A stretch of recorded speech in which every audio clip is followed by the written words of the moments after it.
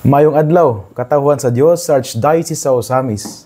Sa ngalan sa itong talahron nga Arsobispo, si Archbishop Martin Sarmiento Kumuwa Didi, ug sa kahugpungan sa Tibuok Kaparian, sa lokal nga simbahan sa Osamis, kininausab si Reverend Father Eman Pudyutan ang mag-auban kaninyo ug maghatod nining atong pagpamalandong karong adlaw.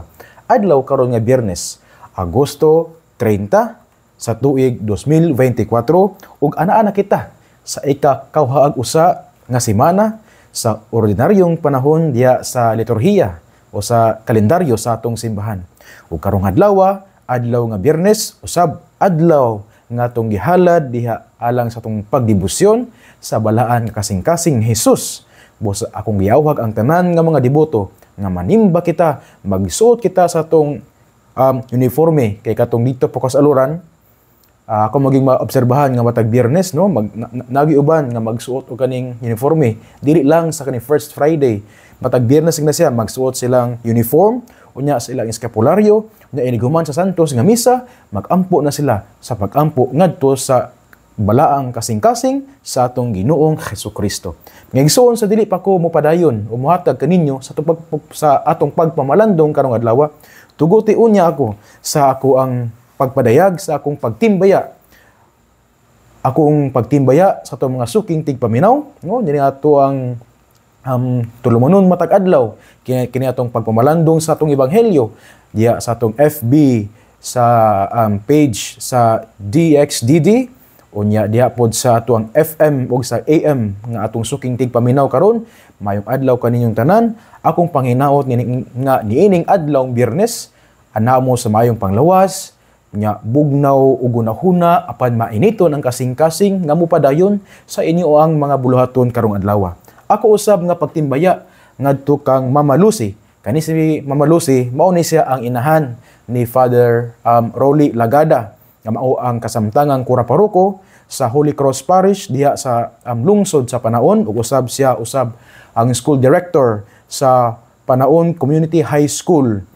Si Mama Lucy kay katamagong niagi no na hisgutan ko ni kaning Father Rolly nga mingon siya nga tigpaminaw po din siya si Mama Lucy no ang iyang inahan sa ato ang tulumanon sa matag adlaw mao na nga kang Mama Lucy. Good morning kanimo nay, hinaot nga ana sa maayong panglawas, malipayon unya mukaon gyud sakto dayon nana magpadayon sa kaning amdagan sa kinabuhi. Kay daghan pod ang nagampo kanimo ang mga kaparian sa lokal nga simbahan sa Osamis, nagampo kanimo nya ang ibo pong anak no si Father Rolly Lagada. Busa ngadto kang Mama Lucy, maayong buntag.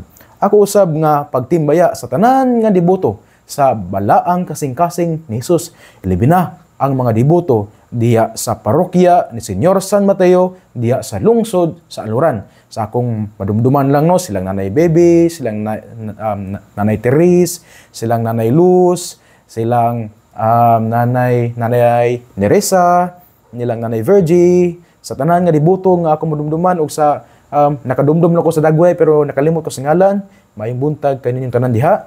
Ako usab nga pagtimbaya sa ako ang pamilya no, sa pamilya sa kaning Pudyutan ug sa pamilya sa Incabo. Diya sa Barangay Aluran no, sa lungsod sa Barangay Maular, diya sa lungsod sa Ular sa kaning Aluran ug usab diya sa lungsod sa kaning Rizal no, sa probinsya sa Zamboanga del Norte. Tungod kay akong inahan taga dira man gud siya, taga Rizal man siya, taga Rizal unya ang kaning barangay Tulon. Nya kanang barangay Tulon doon na kana siya sa kaning poblasyon sa Sapangdalaga. Mahayk ra gina mga 10 minutos siguro nga mag-hike gikan gid sa kaning balay sa akong lolo ug lola sa side sa akong mama. Mag-hike gikan dira padulong dito sa kaning sentro o sa kaning poblasyon sa Pangdalaga. Dool ra kayo mga 10 minutes nga mag-hike, dool kayo. Busa sa pamilya Incabo o sa pamilya Pudyutan, maayong buntag kaninyong tanan. Ako usab nga kaning pagtimbaya sa atong mga laiko ministro o mas naila nga extraordinary ministers of the Holy Communion, ilabi na diha sa parokya sa Santa Teresita sa Batang Hesus, diha sa Barangay Banyadero, dinhi sa Dakbayan sa Ozamis City. Akong pagtimbaya kaninyo, hinaot unta nga mainiton diha sa pagpangalagad o magpabilin nga kaning faithful o committed diha sa pagtahan sa kaugalingon isip usa ka extraordinary minister of the Holy Communion.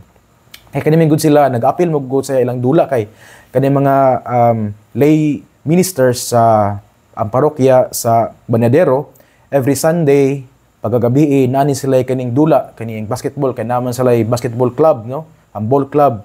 Inubanan usab sa ilang mga pari diha, ilabi na kang Father Sermi Pangilinan o kang Father Alcher Bukya. Tungod kay matag Domingo gabi nagadula na sila og kaning basketball. Unya nag-apil pud ko sa ilang dula mga tulo na ka Domingo or upat na ka Domingo.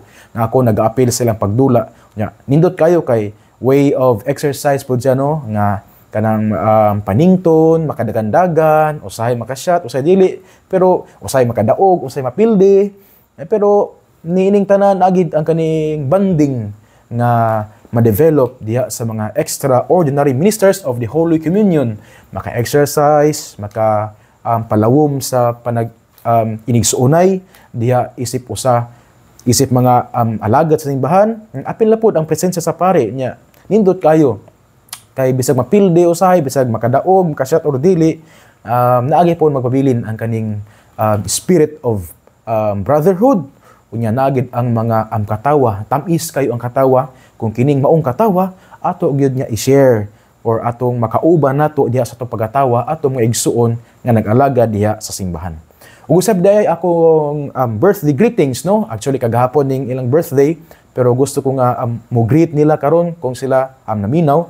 Ilabi na gyud kang Dr. Rosa Lantaka. Siya ang kaning supervisor sa atong ACE no or Archdiocesan Commission on Education. Unya siya pod ang college dean diya sa Sacred Heart College of Calamba Incorporated. Busa kang Dr. Rosa, happy birthday. Belated happy birthday kay ang iyang birthday kagahapon man August 29.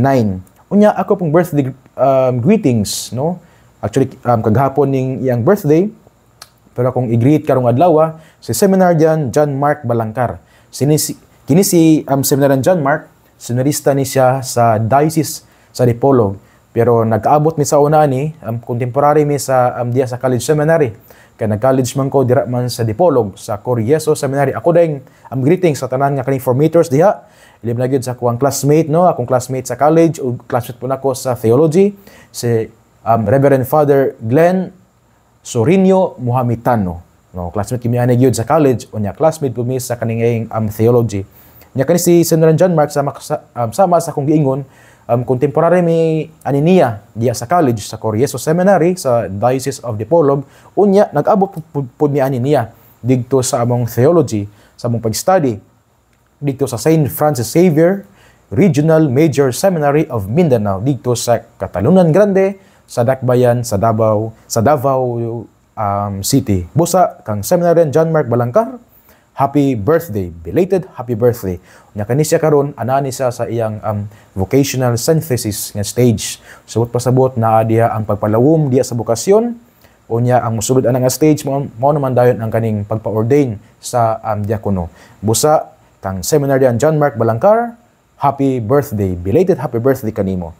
Usab ako pong ipabot ako ang kinasing-kasing nga kaning pahasubo no sa Diocese sa Pagadian tungod kay kagahapon digto man mi uban sa mga kaparian dinhi sa pipila sa mga kaning kaparian sa lokal nga simbahan sa Ozamis inibanan po sa ato ang Arsobispo si Archbishop Martin Sarmiento Khumuwa Didi tungod kay kagahapon mao man ang funeral mass sa ampari nga namatay no si the late Father Benigno Ben Alacinio.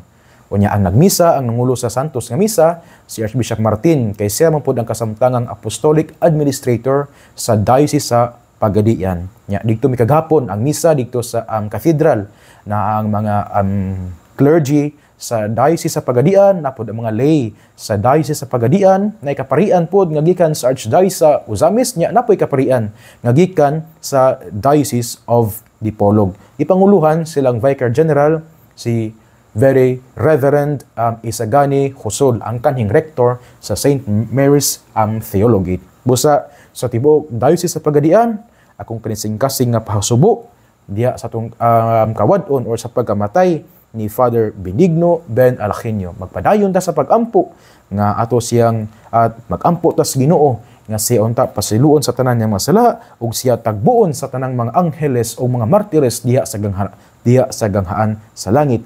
Diin iyang masinati ug iya nang makauban ang Ginoo nga iyang gituohan, ang Ginoo nga iyang gialagaran. Maigsoon ko ni Kristo ang atong ebanghelyo karong adlaw, kinutlo sumala sa ebanghelyo ni San Mateo. Himayaon ikaw o Ginoo. Si Jesus misugilo nining sambingay ngadto sa iyang mga tinun-an. Niadtong adlaw, ang gingarian sa langit mahisama sa 10 ka dalaga nga nagdala sa ilang mga suga ug nang lakaw aron pagsugat sa pamanhunon. Danghag ang 5 kanila ug maalamon ang laing 5. Ang mga danghag nagdala sa ilang mga suga apan wala sila magtagana pagdalag lana nga igdudugang. Samtang ang mga maalamon nagdalag mga sudlanan nga punog lana uban sa ilang mga suga. Ang pamanhunon nalangan pag-abot, busa nagduka o nakatulog ang mga dalaga. Tungang gabi nakadto sa dihang milanog ang usa ka singgit. Ania na ang pamanhunon, dali kamo ug sugata siya. Nang mata ang mga dalaga ug giandam nila ang ilang mga suga. Unya ang mga danghag miingon sa mga maalamon, bahini kami jutay sa inyong lana, kay hapit na mga palong ang among mga suga. Apan ang maalamon mitubag, ayaw, kay dili na paigo ang lana. Busa, ayaw, kay dili na paigo ang lana alang kaninyo ug alang kanamo. Lakat hinuon kamo sa tindahan ug palit kamo inyong magamit. Busa ang mga danghag nga dalaga milakaw aron pagpalit og lana. Ug sa wala na sila didto, miabot ang pamanhunon. Ang 5 ka dalaga nga nakapangandam mikuyog kaniya pagsulod ngadto sa kumbira, sa kasal ug gisirhan ang pultahan. Unya miabot ang ubang mga dalaga ug misangpit sila, "Sir, sir, pasudla kami." Apan ang pamanhunon mitubag, "Wala ako makaila kaninyo." Ug gitapos ni Jesus ang sambingay sa pag-ingon, "Pusa, pagtukaw kamo, kay wala kamo mahibalo sa adlaw o sa takna." Ngaigsoon ko ni Kristo ang ebanghelyo sa Ginoo. Daygon ikaw o Kristo. Ngaigsoon atong ebanghelyo karon kinutlo gikan sa kinutlo sumala sa ebanghelyo ni San Mateo kapitulo 25 unya bersikulo 1 hangtod sa 13.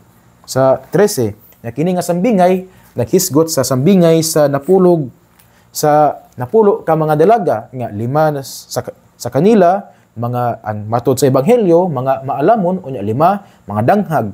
Gitawag silang maalamon tungod kay diha silang pagpangandam sa pagsugat sa pamanhunon, nagdala sila og kaning suga unya nagdala po sila og kaning extra nga lana. Unya kaning giingon nga danghag nagdala og suga.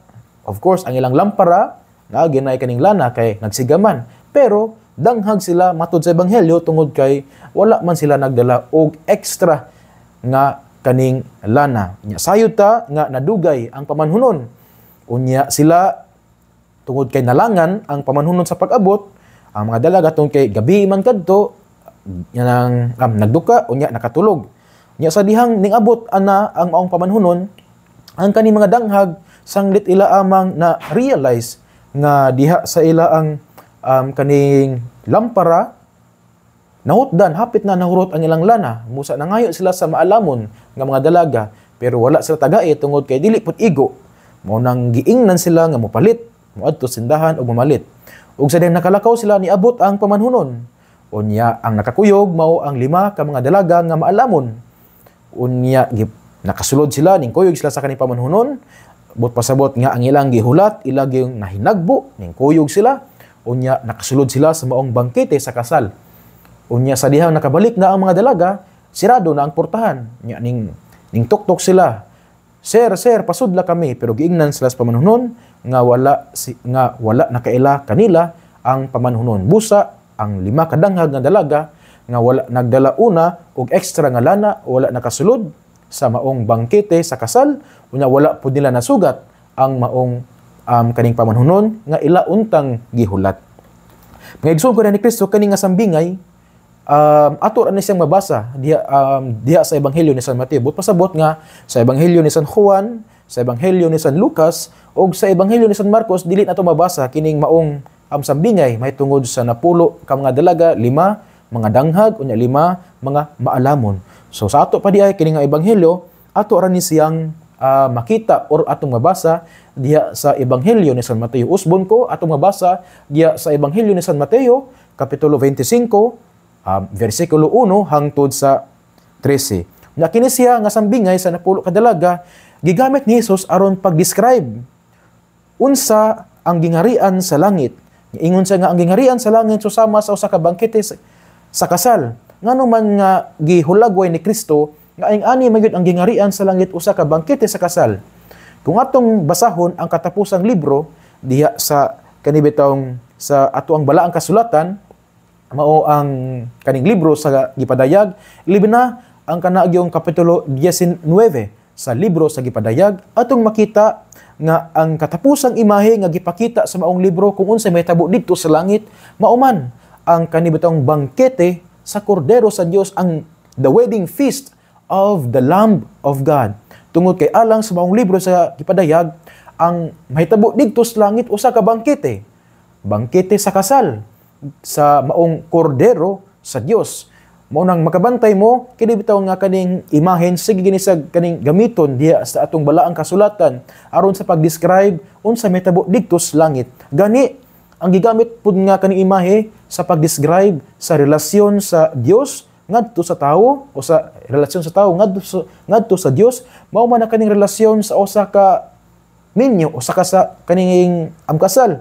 Mao na nga kung ang tawo musimba naglaing Dios, ang tawag niya ni ana or idolatry, pero usab gitawag na siya kaning adultery tungod kay iya mang nagluib man siya sa iya ang relasyon ngadto sa Dios nga gihulagway diha sa balaang kasulatan nga usa ka relasyon between sa asawa o sa bana. Ang bana mao ang Dios unya ang asawa mao ang katawhan sa Dios. Nya mao po ni ang hulagway sa simbahan nga ang simbahan mao ang kaning asawa unya ang ang bana mao ang pamanhunon nga si Kristo ang atong Ginoong Hesukristo. Mao nang dinhi sa atong ebanghelyo ang gingharian sa Dios gihulagway og usa ka bangkete sa kasal didto sa langit. Kay mao man ang usa sa mga imahen nga gigamit aron pag-describe sa relasyon sa Dios ug sa tawo nga ang Dios susama sa usa ka bana nya ang tawo ang katawhan susama sa usa ka asawa. Gani ang pagluib sa katawhan batok sa Dios gitawag man pud siya og kaning spiritual, gitawag siya og kaning adultery tungod kay nagluib man susama nga diha sa kaminyoon. Kung magluib ang usa ka for example ang bana magluib sa iyang asawa unya ang asawa magluib sa iyang bana, ingana ang gihimo nga kaning hulagway kung ang katawhan sa Dios magluib sa Dios pinaagi sa pagsimba sa Dios, pinaagi sa pagpili sa sala, pinaagi sa pagpasakit sa Dios diha sa dili pagsunod sa iyang mga sugo. Kana gitawag man og kaning adultery tungod ang relasyon sa Dios ug sa tawo gihulagway man susama sa usa ka relasyon diha sa kaminyoon. Tungod kay sa atong ebanghelyo ang gingharian sa langit usama man siya ka bangkete sa kasal. Nya kanang ingon ko nga diha sa kapitulo 19 sa Revelasyon usama man siya ka bangkete sa kasal sa kordero sa Dios nga matud sa ebanghelyo ni San Juan ang kordero sa Dios mao man si Kristo ang pamanhunon nga ang iyang asawa mao ang simbahan. Ug ining maong sambingay mga igsuon, ining sambingay nga nagpakita kanato unsa ang hulagway diha sa gingharian sa langit nga matud sa ebanghelyo usa kini sa kabangkete sa kasal. Gisgutan kita og adunay napulo ka dalaga, no? Ang 5 mga danghag, nya ang 5 mga maalamon. Ug nining maong sambingay mga igsuon ko diha ni Kristo sa atong ebanghelyo karong adlaw, aduna kitay tulo ka punto nga pwede natong makutlo o pwede natong mapamalandungan nining maong ebanghelyo. Unang punto mao gini nga ang langit or ang makasulod sa langit katurag yung ay igong lana. So sama sa itong ebanghelyo nga ang mga danghag, no? Naghulat man sila. Naghulat sila ang 5 kadalaga, no? Sa pag-describe sa ebanghelyo, pareho silang dalaga. Unya, pareho silang naghulat sa pamanunon nga moabot. Unya, pareho silang nagduka tungod kay nalangan man ang pamanunon. Unya, sa pagkalangan usab sa pamanunon, nakatulog sila. Subot pasabot ang 10 kadalaga, parehong naghulat, pareho silang nagdala og lampara, pareho silang nakatulog. Unya, pareho po silang nga kaning nagdala og kaning lampara aron nga tungod kay gabi man sila nga maghulat sa pamanunon. Subot pasabot mga igsoon ko diyan ni Kristo, pareho sila nga naghulat sa pamanunon. Unya, unsay kalainan nila? Ang kaning maalamon or 5 ka maalamon nga dalaga, nagdala mas sila og extra nga lana. Unya, ang the other 5 ka mga dalaga, wala sila nagdala og extra nga lana. Nagdala sila og kaning lampara nga naay lana, pero wala sila nagdala og extra lana. So sa ato pa day, wala gid sila nagdala og igo nga lana aron sila makasulod didto sa bangkete sa kasal. Mao na nga ang makasulod sa langit kay ato manggihisgutan kaganina nga ang gingharian sa Dios susama man siya sa usa ka bangkete sa kasal. Gani sa libro sa gipadayag sa ang gipadayag kapitulo 19 nga ang gingharian sa langit susama ang gingharian sa langit usa man ka bangkete sa kasal sa kordero sa Dios nga mao si Kristo. So ang makasulod di ay nining maong langit, ang makasulod lang nining bangkete sa kasal sa kordero sa Dios katong nagdala og igong lana. Dili enough nga magdala la og lampara unya nailana ang lampara, pero ang makasulod niini sama sa gihulagway sa 5 ka maalamon, ang makasulod sa bangkete sa langit kana ra yung magdala og igong lana. Igo nga lana ra ang magdala niini maong lana, ang makasulod sa gingharian sa langit. Nya, nindot kay mga igsoon kay naay play of words niini. Naman kay sa mga diya magod sa pulong sa pinulungang Hebrew, matag letra nila naay numerical value. For example, ang usa ka letra, ang iyang numerical value kay 1, yan ang lain pod kay 10, nya napoy kaning 22, nya napoy 300. Nya diya sa alpabeto sa Hebrew, ang aduna sila'y 22 ka mga letras. O nya matag letra niya na ay corresponding numerical value. Karon ang Hebrew nga words sa lana, ang iya bitong numerical value kay 390. Usbon ko, sa Hebrew word sa lana, ang iya ang numerical value kay 390. Unya, ang Hebrew word pod sa langit, ang iya pong numerical value kay 390. Subot pasabot nga ang lana, ang numerical value sa Hebrew nga pinulungan sa lana kay 390. Unya pod ang numerical value sa Hebrew word sa langit, ang iya pong numerical value kay 390. Ang lana 390, ang langit 390. Nya nindot kayo tungod kay nining duha ka pulong nga Hebrew sa lana o sa langit, pareho sila numerical value, dili lang ni siya ingon nga kaning coincidence diya sa panghuna-huna ug sa kultura sa Hudiyo. Gani klaro magkay ni siya nga kining pagkapareho nining lana o langit, pagkapareho silang numerical value, nindot kayo tungod kay ang makasulod lang dito sa langit sama sa akong giingon unang punto sa atong pagmalandong nga ang makasulod lang dito sa langit mao ra man katong silang nagdala og igong lana. So wala ko nag-ingon nga, sa itong pagpalandong, wala ko nag-ingon nga ang makasulod sa langit, katong nagdalag lana. Dili. Ang makasulod sa langit, katong nagdala og igo nga lana. Those who can enter into heaven are only those who carry with them sufficient oil. So dili enough nga magdala og oil. Dapat magdala og sufficient oil. Muna'y unang punto na nato mga igsuon. Usbon ko, ang unang punto, ang makasulod sa langit, katong nagdala og igo nga lana. Karon sa ikaduhang punto, unsa man nga lana nga kinahanglang dalon aron makasulod sa langit. Kini nga lana mao ang lana sa maayong buhat. Makabantay mo sa atua bitawng kaning ebanghelyo, puros man sila dalaga, nya nagdalag lampara nga nailana, pero tungod kay ang atong mga danghag dili enough ang ilang lana, mo nang wala sila kasulod. So kini nagpahinumdom kanato nga ang kaning lana nga mo-sustain nining maong siga sa lampara, mao ang atong maayong buhat. So sama sa kaning giingon ni San Agustin mga igsoon ni Kristo, diya nga siya naghatag siya og kaniyog homilya may tungod ni nato ebanghelyo karon, ingon siya nga ang lampara mao ang gasa sa pagtuo. Unya ang lana mao ang maayong buhat. Unya ang makasustain sa siga sa gasa sa pagtuo, ang lana nga mao ang maayong buhat. Mao ding nang si diya pud mabasa nato sa kaning balaang kasulatan diya sa sulat ni Santiago, no?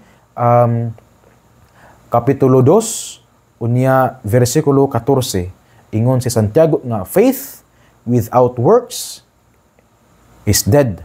Ang pagtuo kuno nga walay buhat, patay. So sama sa lampara sa atong ebanghelyo karon, ang gisgutan nga lampara tungod kay wala sa igong lana, buot pasabot nga ang lampara, ang siga sa lampara wala ubani og kanibitawng mga maayong buhat.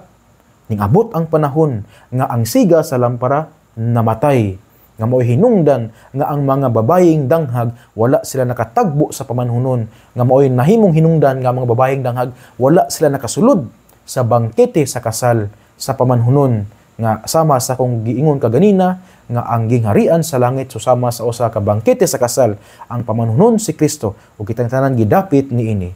Unya ang siga sa gasa sa atong pagtuo nga atong nadawat diya sa atong bunyag, namatay siya tungod kay wala man siya masustain sa lana nga mao ang buhat sa nga mao ang mga maayong buhat. So sa ato pa mga igsoon, dili lang igo moingon nga nagtukos Ginoo. Dili enough nga moingon ta nga ako Katoliko, dili enough nga moingon ta nga ako nagato ako samahan nga makagahom sa tanan. Dili enough di ay nga mo profess lang ta sa atong pagtuo.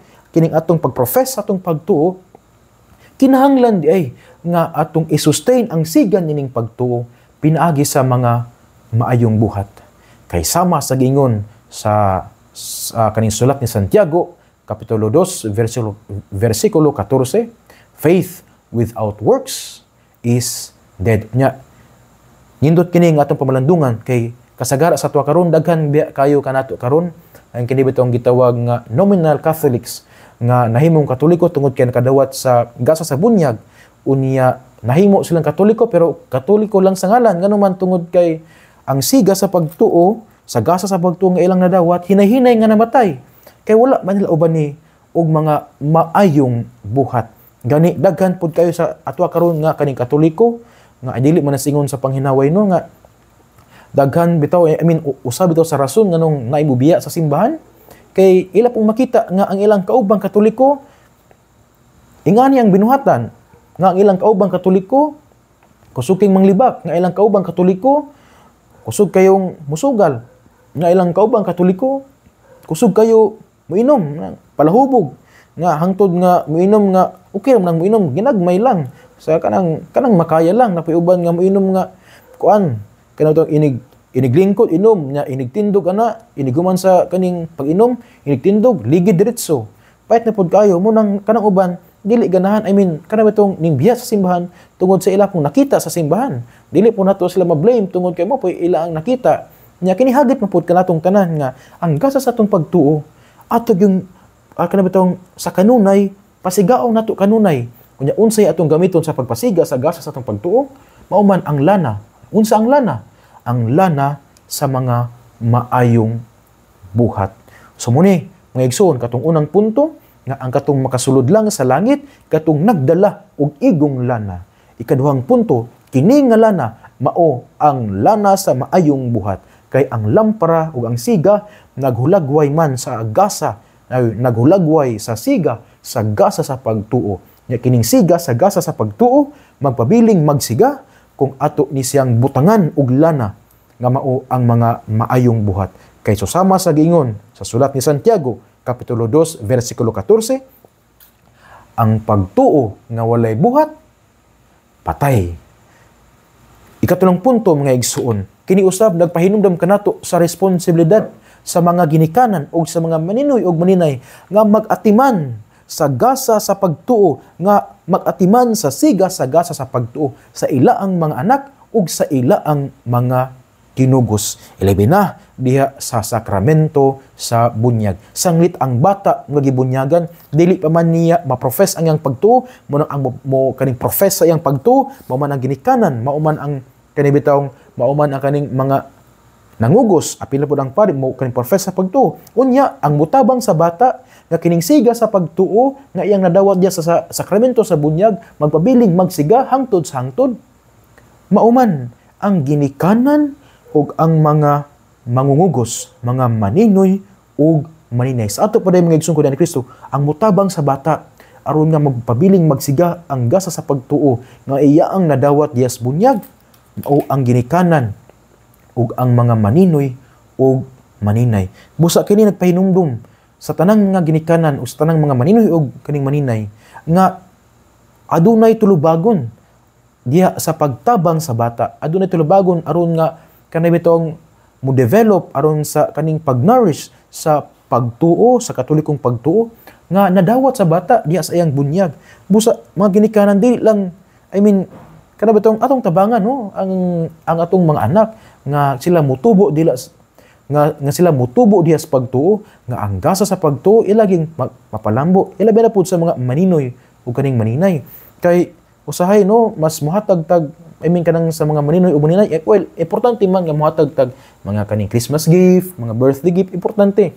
Pero ang pinaka-importanteng mahatag ninyo sa inyong mga kinugos, nga magpabiling nagsiga ang gasa, nagpabiling magsiga ang kaning suga sa gasa sa iyang pagtuo. Kay mao ni ang iyang ipresentar ngadtos Ginoo nga siya pods susama sa mga kanibetawng dalaga ng sa atong ebanghelyo siya pod. Kaya o kitang tanan naghulat nga moabot ang pamanhunon. Unya kinahanglan nga magpabiling magsiga ang atong lana aron nga kita makasugat gid ta sa atong pamanhunon, unya kita pod makasulod sa bangkete. Bot pasabot nga kita makasulod digto sa langit. Kay peligro kayo kung ang malangit ang inahan ra. Peligro kayo kung ang malangit ang kaning amahan ra. Peligro kayo kung ang malangit ang maninoy o umunanay, unya ang kinugos ug ang mga anak dili malangit. Pagkadakong tulabagon diha biya sa kanibitong sakramento sa bunyag naabay pangutana. Usa sa mga pangutana katong ning saad ba mo? Kamo siya unya motubag pod ang ginikanan og mga maninoy og kaning maninay nga sila nagsaad. Unya diya sa pagsaad nanumpa atubangan sa Dios diya sa pagsaulog sa sakramento sa bunyag, unya wala gay buhat pagkadakong tulubagon sa mga ginikanan ug sa mga maninoy ug maninay. Nagsuon ko din ni Kristo, usbon ko ang tulo ka punto nga akong ipaambit ninyo karon sa atong pagpamalandong dining ebanghelyo ni San Mateo, kapitulo 25, versikulo 1 hangtod sa 13. Ang sambingay kung giunsa paghulagway ang gingharian sa langit susama sa usa ka bangkete sa kasal nga gihulat sa napulo ka mga dalaga ang pamanhunon. 5 sa mga dalaga mga maalamon, 5 pod mga danghag. Tulo ka punto ang akong gipaambit kaninyo karon. Unang punto nga ang makasulod lang sa gingharian sa langit katong nagdala og igong lana. Ikaduhang punto, kini nga lana mao ang mga maayong buhat nga mosustener nga ang siga sa suga sa atong pagtuo magpabiling nagsiga. Ikatulong punto, nagpahinumdum sa mga ginikanan ug sa mga mangungugos nga motabang gayud sa pagpalambo, motabang sa bata nga nakadawat sa gasa sa pagtuo nga ang siga nining maong gasa sa pagtuo magpabiling magsiga diya sa tibok niyang kinabuhi. ug kini adunay dakong tulubagon ug responsibilidad ang mga ginikanan ug ang mga mangungugos. Ngigsoon ko ni Kristo, din hindalang kukutob ang pulong sa Ginoo, angay gayud nga pamalandungan, angay nga paminawon ug angay nga paningkamutan nga puy-an diya sa atong kinabuhi. Kay bulahan ang tawo nga naningkamot magpuyo sa pulong ni Jesus, sama siya sa usa ka kahoy nga gitanom daplin sa sapa, kansang mga dahon dili malaya. Nya tiempo sa ning bunga, siya gayud muhatag og mga maayong bunga. Ngigsoon ko ni Kristo, uban sa pangaliya sa tong mahal nga inahan ang Birhen sa Kuta, ang Dios magapanalangin kaninyo kanunay, ang Amahan ug ang Anak ug ang Espiritu Santo. Amen. Maayong adlaw kaninyong tanan, o que Dios les siempre bendiga.